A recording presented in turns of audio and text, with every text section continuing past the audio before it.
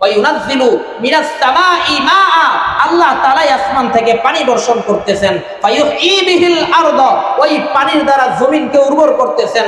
বা'দা মাউতিহা, ইতিপূর্বে জমিন একেবারে শুকায়া গেছিল। এই জমির ভিতরে যদি কোনো বীজ বপন করতা, বীজ নষ্ট হয়ে যাইতো, ফসল হইতো না, কিন্তু এই বৃষ্টির পানির দ্বারা আমি আল্লাহ জমিনকে উর্বর করেছি। ইন্না ফি যালিকা লাআয়াতিল লিকাউমি ইয়াকিলুন, বান্দা যদি আকল থাকে, যদি আকলমান হও, এর মধ্যেই আমি আল্লাহর পরিচয় লুকায় আছে, এর মধ্যেই আল্লাহর পরিচয় পাওয়া যাইবা।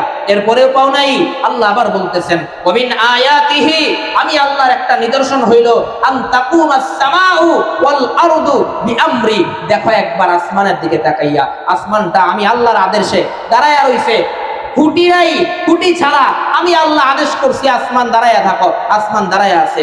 জমিন তুমি ঠিক থাকো, জমিন ঠিক আছে।